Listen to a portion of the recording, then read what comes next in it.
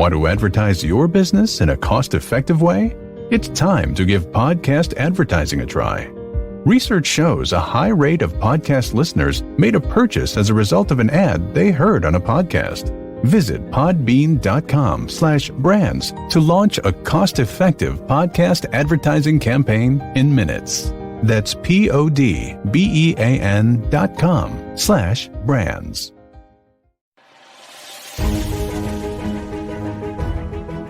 Welcome to the Gottesdienst crowd, where we foster confessional integrity, liturgical preservation, and preaching that doesn't stink. We believe that the historic liturgy of the divine service is more than mere cobwebs of antiquity, but it is a true treasure of the Church, to be dusted off and brought down from her attic to be enjoyed. So let's get dusting.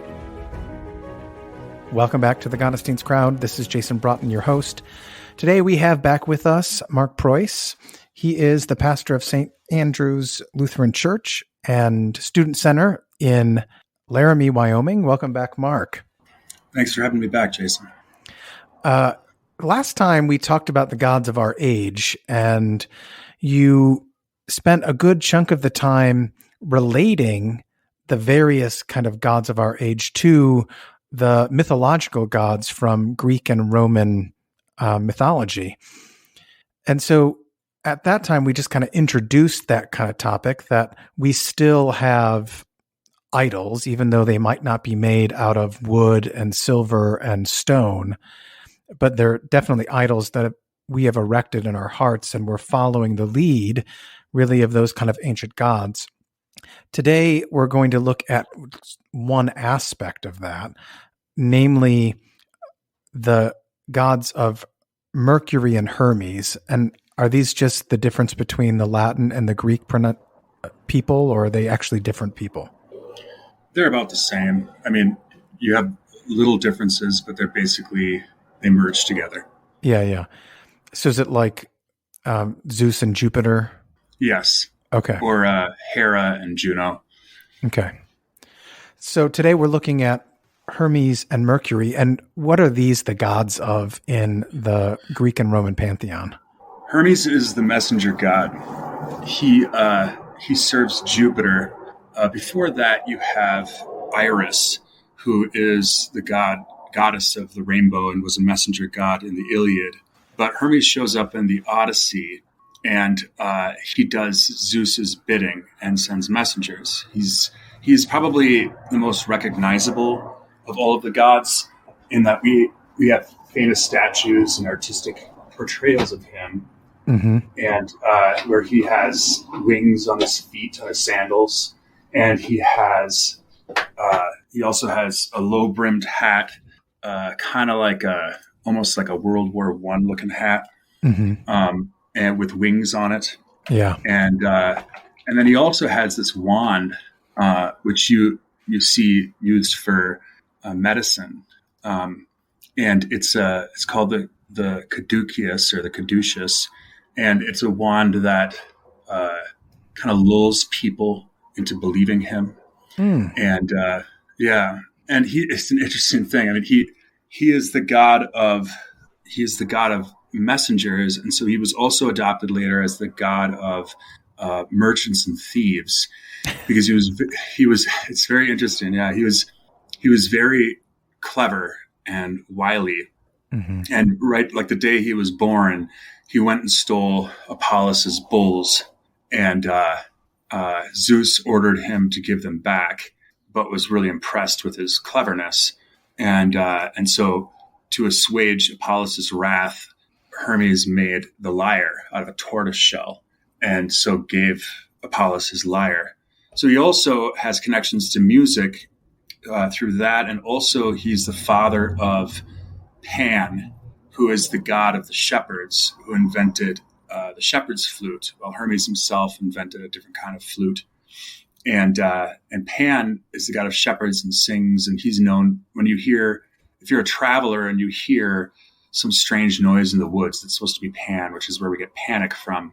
And so which is interesting. Hermes is the messenger god, and his son inspires panic. And he's also said to be the father of what's that satyr's name? He's the big fat slob who rides on a donkey because he's too drunk to walk. But anyway, he's a messenger god. You're not talking about like Fort Wayne seminarians. Oh my goodness. Oh my goodness. Or pastors. Yeah, this is the time for us not to be fat slobs. It's we should all pastors should start fasting on after Septuagesima to get ready for Lent. That's what I think we should do. I mean, we're not going to be able to resist persecution if we're fat, and so we need to do this together. Yeah. But in any case, yeah, he brings messages, and in various ways, the first time we see him in mythology is in the Odyssey, where he gives Odysseus an herb to protect him from Circe, who's changed his men into swine. And so he brings good things sometimes, but he also brings just any message you can find. He's ridiculously fast. He can go here and there, and people are afraid of him. So he's the internet. Yeah. Well, this is where, we're going to allegorize this today, right? In that, these are obviously inventions of men, and it's interesting how they kind of twist the history of things, because we know that music was actually instruments were first invented by Cain's descendants, and not by gods, but they attribute it to them. And also there is some sort of power in information, in the messages from the gods, and that can interrupt people's lives and also convince them of things that simply are wrong. The greatest example of this that we have is from Aeschylus in his Prometheus Bound. And Prometheus Bound, Hesiod talks about him. There were two brothers and they were gods. Prometheus, which means forethought, and Epimetheus, which means afterthought. and Prometheus is wise and smart, and he does a couple of things that really anger Zeus. One thing that he does is that he offers up to Zeus an ox, but he hides. He takes the meat and makes it look bad, with like covered in entrails, and then he takes the bones and he covers it with fat, and he offers to Zeus which he wants, and whatever Zeus takes will be his, and then whatever's left over will be men's. Well, Zeus takes the stuff that looks good, it's gleaming with fat, but then he finds out it's bones, and so that's how men get the meat, right, and sausage, and that's why they, it's an ideological explanation for why the Greeks do their sacrifices that way. But another thing, so Zeus was angry that Prometheus had given man these things, and so he hid fire from man, and Prometheus hides it in some fennel stalks and brings it to man and gives it to him.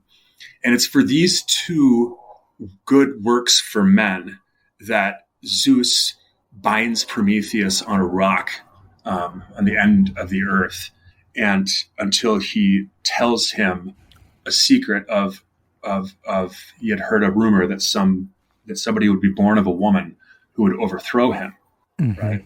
So you have a continuation of kings being, or the gods being, very suspicious and jealous of their power.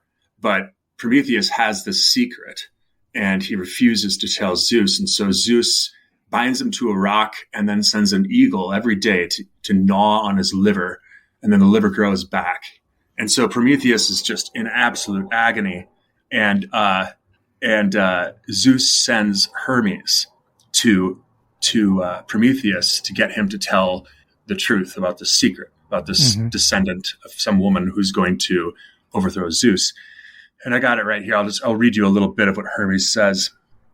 "You devious, hot-tempered schemer who sinned against the gods by giving their honors to creatures of a day. You thief of fire, I am here to speak to you. Father Zeus is ordering you to make known this marriage you keep boasting of, and to provide the name of who will bring on Zeus's fall from power. Do not speak in enigmatic riddles, but set down clearly each and every fact. Do not make me come a second time, Prometheus. What you are doing here, as you well know, will not make Zeus relent." And then we have your speech is Prometheus replies, your speech is crammed with pride and arrogance, quite fitting for a servant of the gods. You all are young, so is your ruling power, and you believe the fortress where you live lies beyond all grief. But I have seen 2 tyrant rulers cast out from that place. That's Uranus and Kronos. And I will see a third, the present king, abruptly tossed from there in great disgrace. Do you think I am afraid and cower down before you upstart gods? The way I feel is far removed from any sense of fear. So you should hurry back the way you came, for you will not learn anything at all in answer to what you demanded me. Now, what you got is Hermes represents the power that is over everyone and that has the force of the law, right? Mm-hmm. And Prometheus, he represents man. He's the defender of man, and he knows that kingdoms rise and fall, mm-hmm. and so he's not afraid, and he's going to resist it. And Hermes says, "You brought this on yourself," And then he says, "Know this: I would not trade these harsh conditions of mine for the life you live as Zeus's slave." Right. So here we have. I mean, this makes every American's heart beat strong. Yeah. Right. I would rather suffer these bad conditions than be a slave of these people who would enslave me. Right. And he says. Hermes says, "I suppose you find it preferable to serve this rock than be a trusted messenger of Father Zeus." Right. Now we can make tons of comparisons, right? But it's a basic gist. Whoever wins the war writes the history books, and whoever has the power tells the narrative. And we can see this today, obviously, which we can get into in a little while. But I'd like to talk a little bit more about this. Aeschylus's Prometheus Bound. I recommend everybody to read it. It is probably the best tragedy in my mind. Aeschylus was the first of the 3 great tragedians. You had Aeschylus, and then Sophocles, and then Euripides. And one thing that Aeschylus does is he gives high prominence to the chorus, and the chorus represents kind of us as we mm-hmm. observe this tragedy. It represents the people, right? Yeah. And so there's this argument between Prometheus and Hermes that Prometheus says, "To put it bluntly, I hate all the gods who receive my help and then abuse me, perverting justice." So it's this perversion of justice that keeps Prometheus stubborn. And then Hermes says, "From the words you speak, I see your madness is no mild disease." So he accuses him of insanity, right? Mm-hmm. He accuses him of believing misinformation or something like that. And then he says, "I may well be insane if madness means one hates one's enemies," which is a Greek virtue, basically. Yeah. And they continue to argue for a while. And Hermes continues to accuse him of being wrong, being immoral for this, right? And he goes and says, "Hey, Prometheus says Zeus can do whatever he wants. Fate's going to cast him down, and he's going to lose." So he has this confidence against the messenger of the gods. And Hermes says, "You self-willed fool, for once you should submit, given the present torments facing you. Let your mind be ruled by what is right." Okay. Mm-hmm. Now, who is right in this? Was it wrong for Prometheus to give man food and to give man fire? I mean, was it wrong? No. No, it wasn't. Prometheus is right and Hermes is wrong. Now, here you have the politicization of the gods, right? So we don't think of God this way. This isn't how God reveals himself to us. We don't define God because God reveals himself to us as desiring man's salvation, as delighting in the sons of men. That's mm-hmm. how he reveals himself to us. That is not how the gods are thought of in paganism, right? Because they can only think of God as what they can control mm-hmm. via their own works and politics, etc.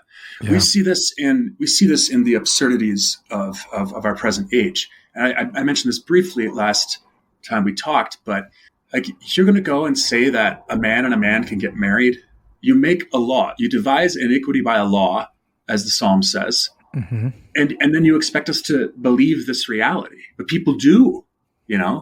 People constantly say that these two men are married together when they're not. it's an insanity, So people. So it's a power struggle to obedience and submission. Yes, and those who are not obeying, they're haters, they're immoral, they're wrong. Yeah. Right. And they deserve whatever punishment they get. Mm-hmm. Right. But what Prometheus is actually the defender of men. Right. Mm-hmm. But he gets the opposite rap. Okay? Yeah. And he goes on. So do they do this? Is this the thing that you have Hermes appealing to what is right, but it is an abstracted thing that's not defined? It's might makes right. Yeah. What's right is that Father Zeus said this. Okay. The government said this. Yeah. It's appealing to Romans 13 without any consideration for the circumstances. Yeah. Or the rest of the Bible. Or the rest of the Bible. Okay. Yeah. Well, that's true. Yeah. If I can go on, I'd like to finish this before we please do. Get off on too many other topics. Listen to this. He says, he insults him. But the vehement resistance you display, Hermes says to Prometheus, rests on a feeble scheme, for on its own mere stubbornness in those with foolish minds is less than useless. For on its own, mere stubbornness in those with foolish minds is less than useless, right? So it's useless what you're doing. And then he goes and threatens punishment, right? And what Father Zeus is going to do, and your suffering's not going to end, and he threatens hell. What I have said is no fictitious boast, Hermes says, but plain and simple truth, for Zeus's mouth does not know how to utter something false. No, everything he says will be fulfilled. Look around you and reflect, and never think self-will is preferable to prudent thought. And so Prometheus is portrayed as being against the truth, as being against what is inevitable. You're on the wrong side of history, right? and your self-will is contrasted to prudent thought, to wisdom. You're being unreasonable, right? And yet, who is being unreasonable? Now, listen to that. This is the chorus comes in. This is the first time the chorus comes in the conversation between Hermes and Prometheus. All right. This is the chorus. This is the people, the demos, right? Yes. To us, it seems that what Hermes has said is not unreasonable. His orders tell you to set aside your stubbornness and seek out wise advice. Do what he says. Take your trucks out of Ottawa and the border. And it doesn't say that, right? Do what he says. It is dishonorable for someone wise to persevere in doing something wrong. So Hermes gets the chorus, right? Yeah. And the guy who is suffering for doing what is right for men has nobody to defend him. Nobody, because the chorus, the people are going to go with the power that is there, right?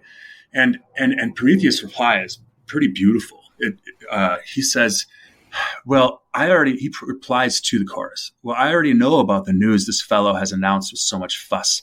There is no shame in painful suffering inflicted by one enemy on another. Let him hurl his twin-forked lightning bolts down on my head, convulse the air with thunder and frantic gusts of howling wind, and shake the earth with hurricanes until they shift the very roots of its foundation. Let him make the wildly surging sea waves mingle with the pathways of the heavenly stars, and lift my body up and fling it down to pitch black Tartarus into the whirl of harsh necessity. Let him do all that. He cannot make me die. It's just this great, it's like Braveheart shouting out freedom, Well, it's like the three men in the fiery furnace. Oh yes, yeah, I know. I just read that yesterday, and I love that the Bible story so much. And it's like Nebuchadnezzar says, "And who is the God who will deliver you out of my hands?" Right? and this is what Hermes says to the chorus. Ideas like these, expressed the way he does, are what we hear from those who are quite mad.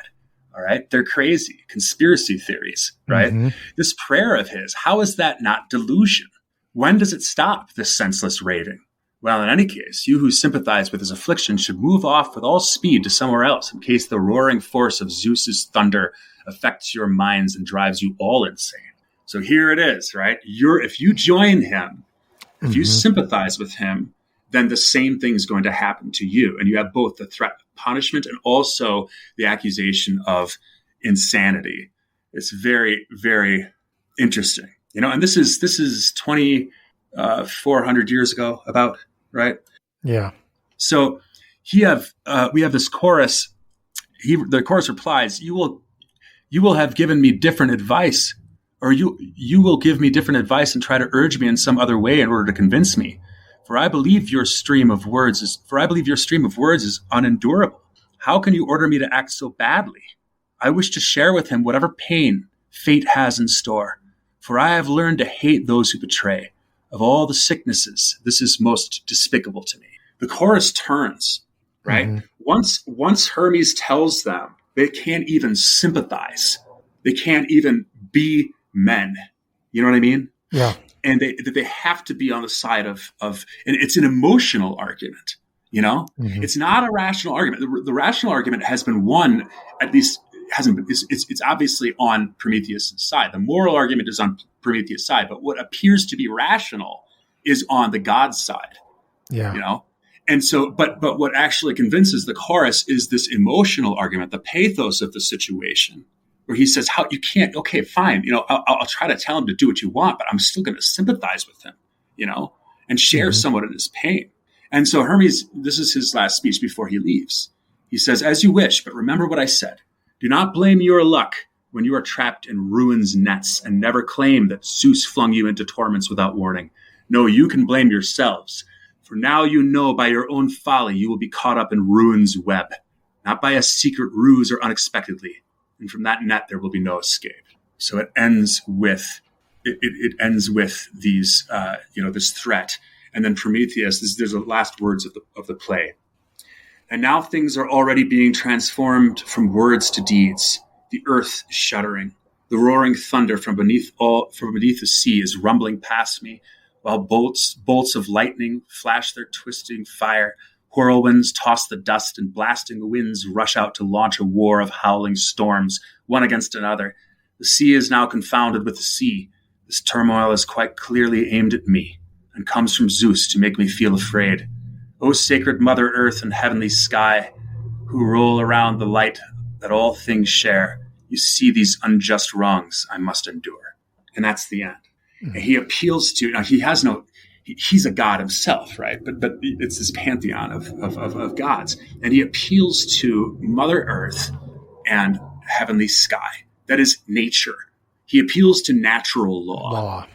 Yeah, that's what he's appealing to, Yeah. And this is what we're going to talk about, I hope, is how do we discern information from so-called misinformation or disinformation, the truth from what is false, right? And we know from Scripture that there are two sources of truth, so to speak. There is natural revelation, the law being written on our hearts with the use of our reason, right? And then Holy Scripture. Those are the things that we have, right? And I would like to argue today that when something is contrary to reason, the government has no authority whatsoever to make you do something that is contrary to reason. Yeah. Its authority is to reward the good and punish the evil. Well, how can God tell us to give to Caesar what is Caesar's and say that the authorities are servants of God to avenge what is wicked when they don't even know? Caesar doesn't know God. These governments don't know God. And it is the use of natural law. It's the use of the knowledge of the revelation of right and wrong that God has given to reason to discern. Yeah. Right. And this doesn't mean that we, there are unjust laws. There are unjust laws that still have, or unfair laws that still have some sense of reason to them. Like telling people that they can't drink alcohol until they're 21. This is just the stupidest law, right? But it doesn't harm my faith. And there is some sense of reason in the sense that, hey, there's a concern for the populace. And this is people imposing their will on others because they themselves can't handle their own children. And so drunkenness does cause lots of evil, car crashes and abuse and all sorts of things. And it at least teaches what's right and wrong to some extent, right? Mm-hmm. But doing something that is absolutely ridiculous is something that we need to resist. I was just teaching my kids this morning about the two Hebrew midwives, Shifra and Puah, right?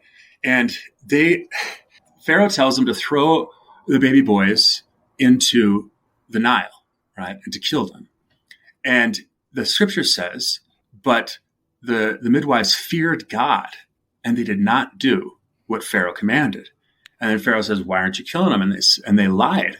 Mm-hmm. They said these Hebrew midwives are strong, Yeah. And when you get to they're more vigorous. They're more vigorous. Yeah, they're more vigorous than the Egyptians. Like in this lie, these two women insult the Egyptians. It's awesome. Yeah. But this is a lie, And you can have somebody.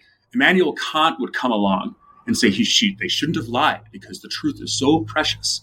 Well, what is the truth in that circumstance? Mm-hmm. Exactly.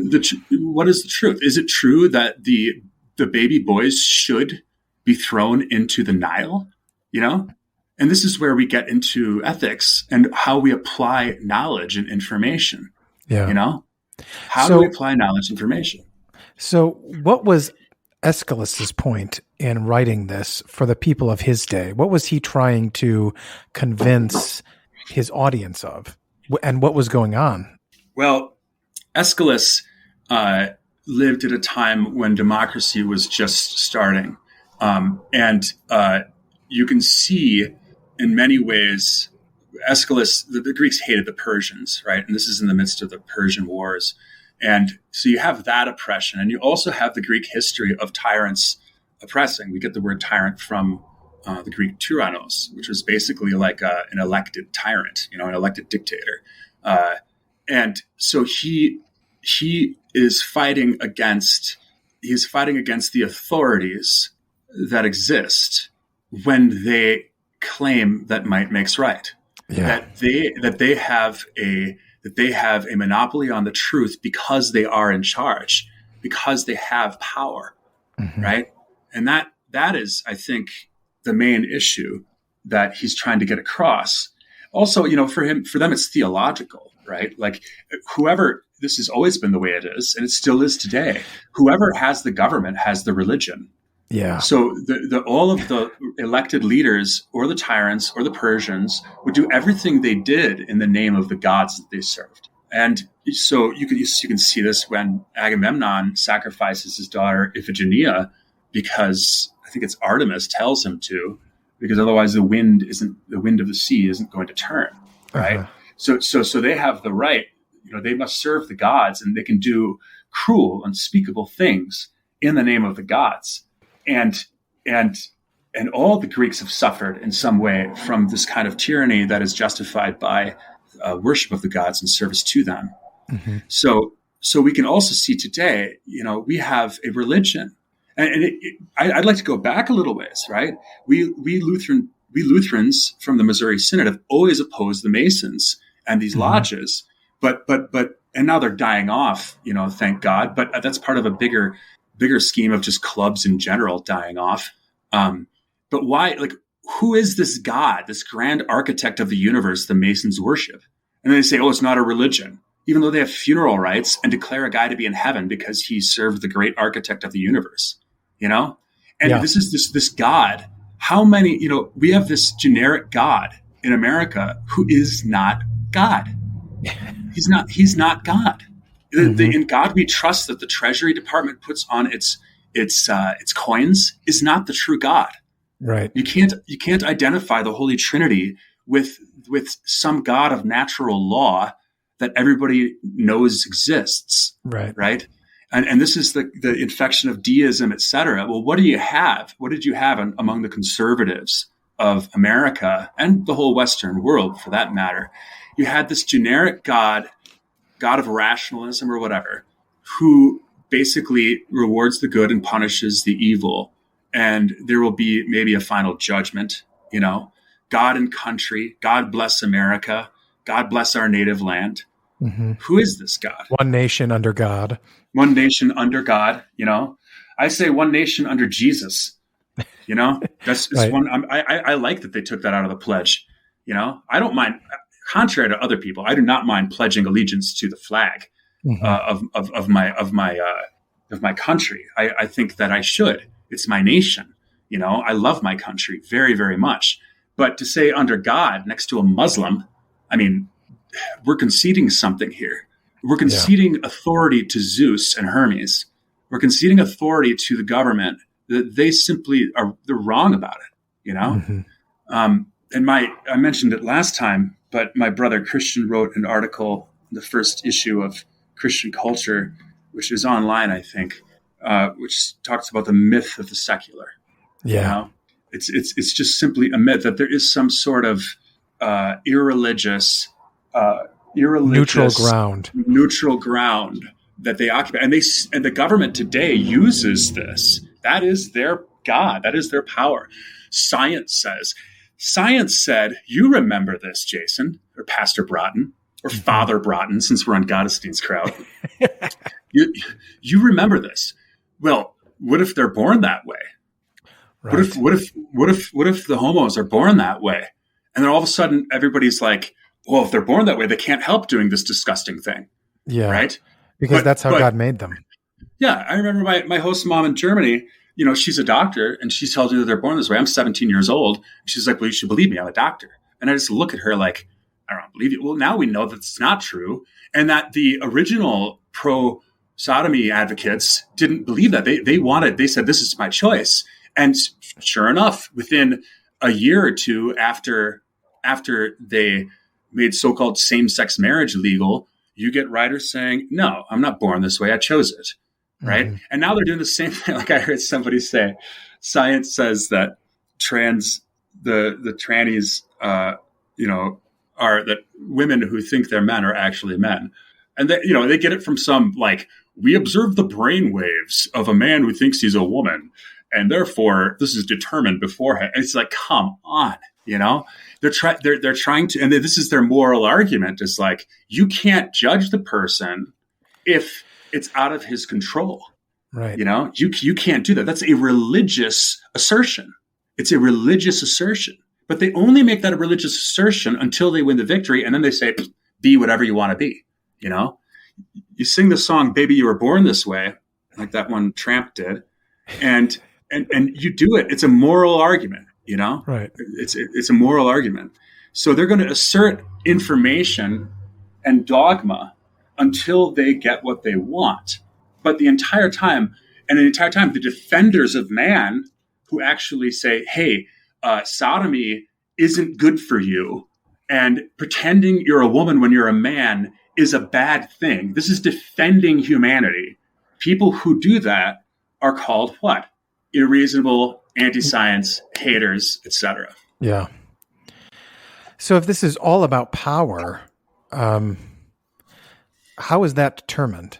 Just because you can do things to someone, you can ostracize them, you can make them suffer? Yeah, I mean, it's that's what the devil does, Hermes threatens hell. This is what these guys do. These people don't even believe in hell, and they say that, today they'll say that these people deserve to go to hell. Or I hope they burn in hell. But this is where we can kind of take it and kind of take a step away from the Greco-Roman way of thinking, and look at the biblical way of thinking. Who controls the information, right? And there's this song by John Mayer, which a lot of people know, called "Waiting on the World to Change." It goes, "If you trust your television, what you see is what you got. Because if they own the information, they can bend it all they want," right? So they got this. They got the TV, right? And so they can bend it all they want if you own the information. Well, who is the prince of this world? The devil. Yeah. And this is what I said to my parishioner. I was 100% certain when I said this from the pulpit. You should always be 100% certain when you assert things from the pulpit. And I said to my congregation, who stopped the preaching of the gospel and the administration of the sacraments and deprive people of this for so long? And, last time you said, well, the church did. Yeah, but who did it? Yeah. The devil did. So all of this information out there has been bent and twisted, some of it true, some of it false, to inspire such a fear as would set aside the truth that actually helps man, that saves him, the gospel and the sacraments, in a time when people are afraid for their lives, right? Yeah. And this is how, so when you see fear, when you see people fearing things above God, again, going back to the definition we had in the first interview or podcast or whatever this is called, you go to the first commandment in the Catechisms. Whatever you fear, love, and trust in the most is your God. Follow people's fears, loves, and trusts. Now connect this to the information that they are giving. Yeah. Are they inspiring? What are they inspiring fear in? What are they inspiring trust in? What are they inspiring love in? And this is where I thank God for the truckers in Canada. I sincerely, I have said in prayers, I thank God. I've encouraged Christians to thank God for this for various reasons, but I don't trust them. My hope is in God. Cursed is the man who trusts in flesh. Help, O God, for the help of man is useless. Arise, O God, do not let man prevail. So we have to be aware of this even on the conservative side. I've passed on misinformation. I see an article, I'm like, hey, check this out. And then somebody looks it up and says, no, this didn't actually happen. You know what I mean? I'm like, oh, okay, well, I didn't trust in it, but it was kind of interesting. And so it's a big, huge blob and mess out there, how to discern things, what's true and what's false. But there are certain things that we can say are wrong, Yeah. And I think that every Christian, any Christian who defends the government continuing to impose these mandates, which they have no authority from God to do, they have none. And this is where we get back to, this is completely unreasonable. They continue to say, what did Trudeau call these truckers? They're racist, fringe. etc. I don't care if they're, I believe that the majority of Canadians are probably kind of on Trudeau's side because Canadians are a fearful lot, but not these guys, and they're going to, the Canadians themselves, who are fighting against this, they're fighting against it for very, very simple reasons. It's I have children's birthdays to go to. I want to visit my loved one when he's dying. I want to see people's faces. I want to be a human being again. Yeah. Right. In keeping with natural law. In keeping with natural law. These are reasonable things. And yet what are the media doing? They are Hermes here. You're going to be crazy. Anybody who goes on the trucker side, you're going to be just as crazy as them. And the punishment's going to be just as bad. Right. Yeah. And so if you can categorize someone as crazy or conspiracy theorist or tin hat or, tinfoil hat-esque, you can categorize them and then dismiss. Yeah, exactly. I mean, this is the way that our Lord's enemies dealt with him, right? You're Beelzebub. Oh, yeah. And even his parents thought his family thought he was crazy, That's what they do. Yeah, you're Beelzebub. You do this. This is out of madness. Anything good that Jesus says is twisted to be evil. I mean, his promise of the resurrection, which helps man more than anything else ever could, is twisted into what? Rebellion against the proper authorities. Yeah. Right. So this is what they will always do to Christians, and it's very sick. And we need to encourage other Christians who, have a sensitive conscience about disobeying the government, which is good to have. We should always, with fear and trembling, resist the government. They need to realize that they're on the wrong side of history. I hate that phrase. Wrong side of history. History will be determined by Jesus. I mean, he's the King of Kings and King of Kings and Lord of Lords. No, they have to realize that they're not being loving. Like when the chorus says, well, Hermes seems to be pretty reasonable, It's like the chorus is wrong. The chorus is wrong. And so they need to sit. You need to take the part of the chorus where you're like, wait a second, you can't tell me not to sympathize with these people. Whoa, what are you telling me to do? And Aeschylus ends it without a resolution. Yeah. That's the tragedy. Other than the fact that, you have Prometheus saying, well, you can hurt me, but you can't kill me. Yeah, you can't kill me. Yeah, because he's a god. Yeah. And that's where the god represents the continual hope of man, because Prometheus, well, there are different stories, but according to Hesiod, he's got two different stories of Prometheus, one in Works and Days and one in the Theogony. But Prometheus kept from Pandora's box, all these evils were unleashed by Pandora, the first woman, whom Epimetheus had. Yeah. So woman is the cause of all this. Yeah. And incidentally, which is, I'm sure this is some perversion of Eve, eating the fruit for the knowledge of good and evil. But the one thing that Prometheus kept, he shut the box in time. And the one thing that was kept in the box was hope, which Hesiod calls blind hope. That is, there is some sort of hope there. And so Prometheus represents that hope and the defender of man who is being oppressed, right? But as far as the information is concerned, in the moment, you are stuck there as the chorus. And this is how the people will always be. They don't know what to do. This just came out in the last few days. We knew about this before, but the official report has come out by the special counsel. I forget his name. Hillary spied on Trump in the Trump, not just in Trump Towers and in some other apartment, but in the White House. Yeah. She got guys to go and spy and use our tax-paying dollars and our resources to spy on the sitting president of the United States to try to get dirt about him and Russia. And we were all there. Russia. They impeached him for it. Mm-hmm. Total, and now we know a couple times. Yeah, the second time was for some so-called insurrection, right? Which has gone down. But look at this. Look at what Hermes is saying for 4-5 years about Trump and Russia, and telling anybody else who disagrees that they are mad and that they're going to go down with Trump, etc. Yeah. And when you own the information, you can bend it all you want. And now we know. And then who's reporting on it? Not a single one except for Fox News. Not a single one of the mainstream media outlets are even reporting on it because they're not going to report the truth that condemns them.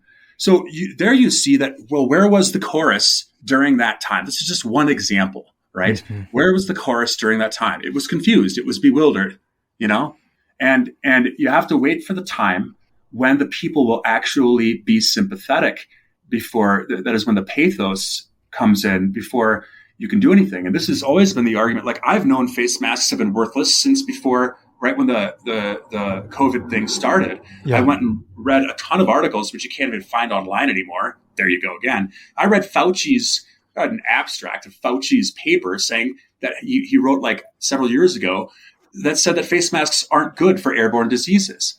It says on the boxes that they don't protect against airborne diseases.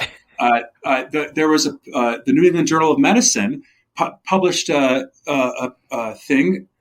paper at the end of April saying that they don't work and that they have, maybe limited effect in small enclosed areas like waiting rooms, but really it's just to get people not to be afraid.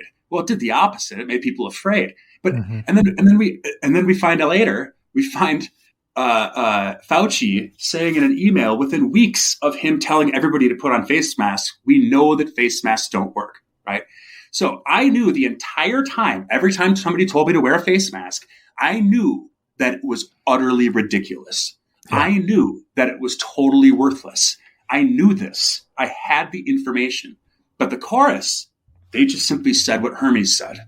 They just simply said what the government, they didn't think, because it seems reasonable. Yeah, but it was only the chorus is not. It seems reasonable. That's right, but the chorus doesn't know what is reasonable. Generally speaking, the chorus doesn't. They go on the basis of emotion. The one thing they will not let Hermes take from them is the ability to commiserate. And at the time, commiseration was, oh, look at all these people who are sick and dying. We got to do anything we can. Do what you can, right? Yes. And so because that fear was there, they have them. And it's only once people themselves have suffered for a long time and hear the stories like, hey, it's not the fact that face masks don't work that have convinced most Americans to say, to hell with these things. It is the suffering of people. Yeah. It's the suffering of people outweighing the suffering that we're supposed to supposedly fear. Yeah. Right. It's the pathos. Is there, so speaking about these things, is there any discipline that we can take up to use as a guard, so to speak, against Hermes and the information war that goes on? Or is there any training that we can take up and follow that helps us at least be ready for hearing that which is going to mislead us? Very good question. First, let's look at what doesn't work. Okay. Yeah. The answer of the Athenians, Aeschylus was an Athenian, was democracy, because then everybody gets a voice, right? But then you read Thucydides, the Peloponnesian Wars. I mean, these people, it's the chorus just being swayed by demagogues, by people who can convince them, right? So you're not going to get the truth through democracy. Sorry, Tucker Carlson. You know. So you just get sophists. Yeah, well, then you get the sophists, you get the cynics. I mean, what can man produce? What can man produce that can give us the truth? Yeah. You know, I mean, this is where we really need to focus on our anthropology and just say, what is original sin? What actually is most corrupted?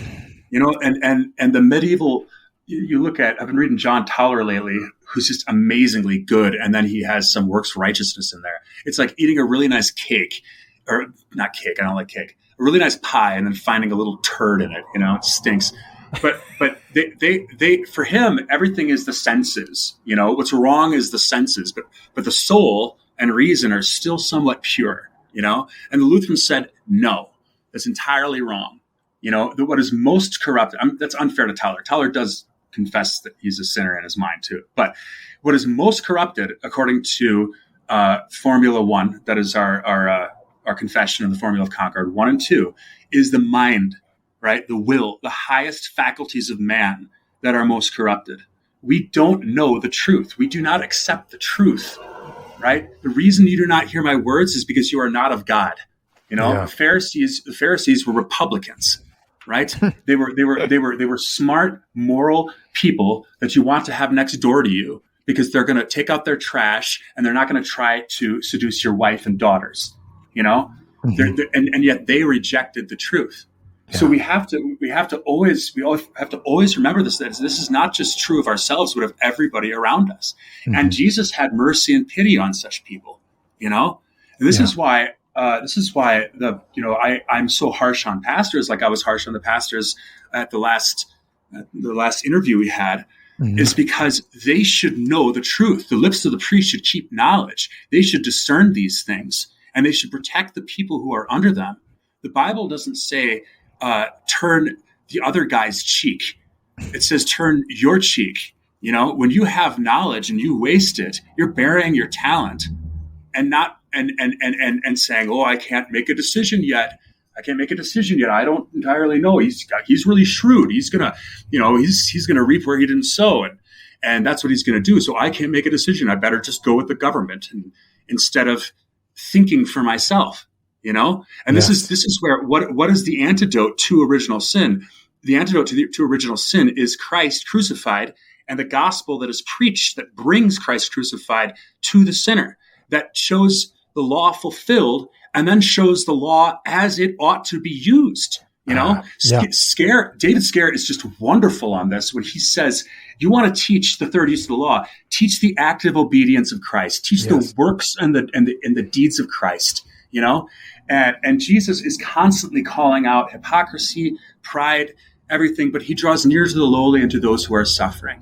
And I mean, you look at like the woman who washes Jesus' feet with her hair, you know, and uses this expensive nard, you know, she probably got it from prostitution. Should we have some ethical question about whether Jesus' feet or head should be anointed with perfume that was won by prostitution? You know, but she gives it all to Jesus. She gives it entirely to Jesus. And the information that we need, the gospel isn't mere information. The gospel is the power of God for salvation to everyone who believes. And the words of God are not mere information. Every word of God is what every soul of man needs to live by. It is life. The words that I speak to you are spirit and they are life. And this is where natural revelation can only go so far, and doesn't save at all, and doesn't make brave men, and doesn't make wise men, and doesn't prepare us for the onslaughts of the devil when he oppresses men and dehumanizes them in various ways. You know, who's your hero to save you from putting face masks on little children. I mean, what kind of demonic powers do we have going on around that they would do that to cute little children? The children who need to see each other's faces. I remember being a child and observing kids' faces and learning what, emotional cues and different things like that, and seeing somebody beaming with laughter too, and seeing a kid sad with shame, joining that kid in his shame, and they take that away. Who would do that but the devil? And then you have these Christians saying, well, the government says, and you can't say absolutely certainly. I can say it morally. The gospel frees me to know that on the basis of natural law, this is wrong. Yeah. This is wrong. You don't do this. And so you say it. You never agree to the lie. You speak against it. You suffer because of it. You always do it. You will get called crazy. You will say your punishment is going to be worse. It's never going to end until you give in to us, but you never give in to the lie. And that's why we should never, I say again, never close church again for these reasons. Ever again. Never. A pastor has no right to tell a Christian to wear a face mask. None whatsoever. The schools have no right to have your children wear face masks.